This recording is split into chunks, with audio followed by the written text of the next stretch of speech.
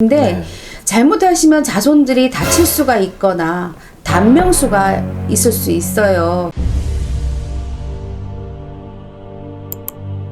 네, 선생님 안녕하세요. 네, 안녕하세요. 선생님 올해 윤달이 있었잖아요. 네네. 윤달에 산소 이장을 했는데도 잘 안 된다. 뭐 이렇게 얘기하는 분들이 계시거든요. 그런 경우가 있어요. 되도록이면 윤달을 끼워서 하라고 말씀을 드리는 건 네.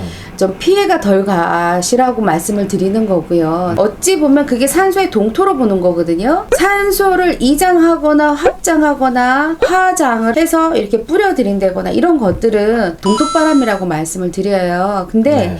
잘못하시면 자손들이 다칠 수가 있거나 단명수가 있을 수 있어요. 그래서 조심하라고 말씀을 드리는 거죠. 산소 하나 건드렸다고 뭐 문제가 될까라고 하겠지만 자손이 잘 자손이 되자고 잘 하는 되죠. 건데 잘못되고 하면 결국은 다친다는 얘기가 되거든요. 그래서 옛날 어르신들도 산소나 이런 거를 큰 행사로 생각하기 때문에 신중하게 움직였거든요. 근데 요즘 시대에는 그게 뭐 납골 땅에 모셨다가 이리 옮기는 것도 그게 뭐라고 하시는 분들이 그쵸, 계시는데 좀 근데 네. 결과물은 사고가 난다거나 자손이 다친다거나 단명이거나 사업적으로 무너진다거나 이런 경우들이 상당히 많아요.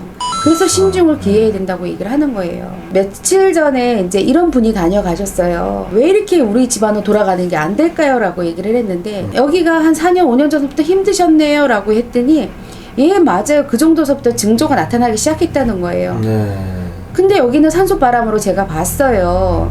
근데 산소 이장은 2년 전에 했다는 거예요. 산소 2년 전에 이장했다고 해서 우리 아이가 지금 이 상황이 됐냐라고 좀 의문을 하시더라고요. 네. 그래서 제가 여쭤봤죠. 아마 이 산소를 두고 몇 해 전서부터 계속 왈가불가 문제가 있었을 것이다 그랬더니 맞대요.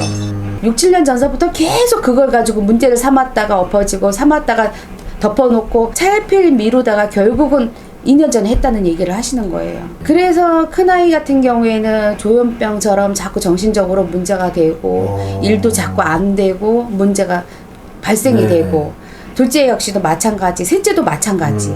그리고 신랑조차도 마찬가지. 일도 자꾸 어그러지고 술 때문에 힘들어해, 사람 때문에 힘들어해, 돈 때문에 힘들어해.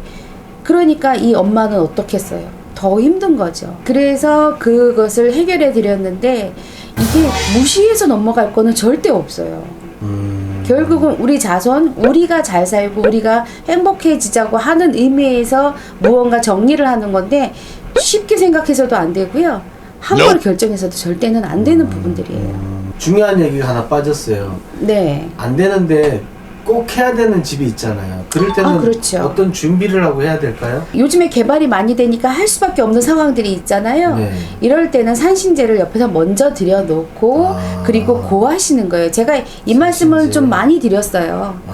제가 이렇게 조상님을 모셔서 이쪽으로 옮겨 드리려 하니 네.